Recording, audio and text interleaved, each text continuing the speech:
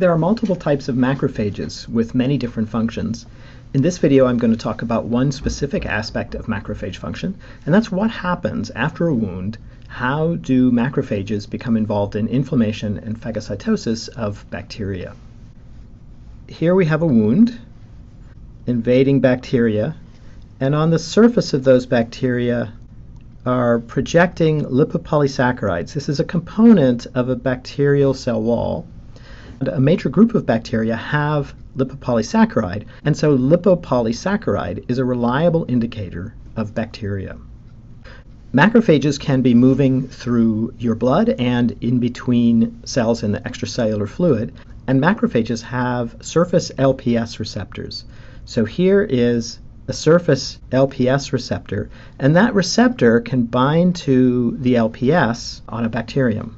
Within the macrophage are proteins, actins and myosins, that can cause that macrophage to change shape. And I've just indicated some proteins here that are representing actin and myosin interactions. Upon LPS binding, areas near that bacterium wind up being lengthened as pseudopods, so pseudopods that are moving out further and further, and on the opposite side of the cell pulled inward, and that forms a phagosome, a pocket that contains our bacterium bound to the LPS receptors, and it's second messengers from the bound LPS receptor that cause the movements to take place.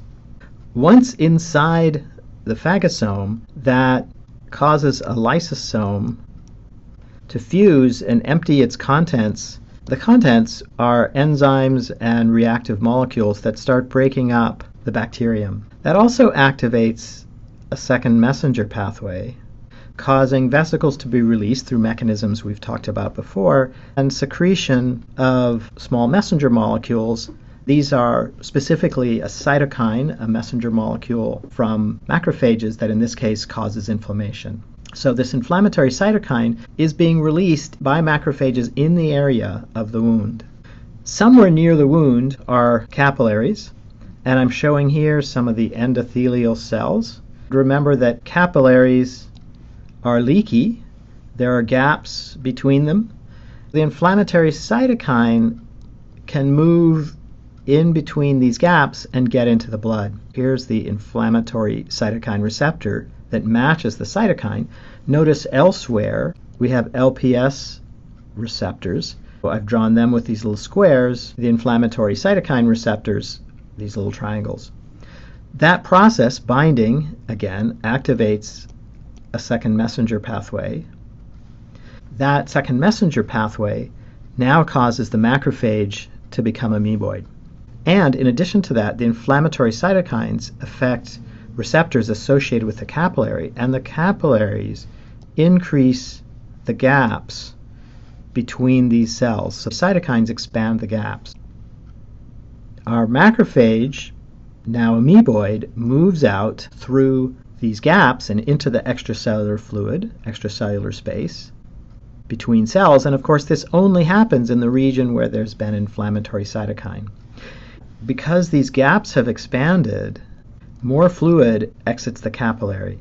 So we have additional water accumulating outside the capillary. That leads to swelling. Swelling produces space for more and more macrophages to accumulate, and of course they accumulate only in the location of these inflammatory cytokines. And as these macrophages go up and bind,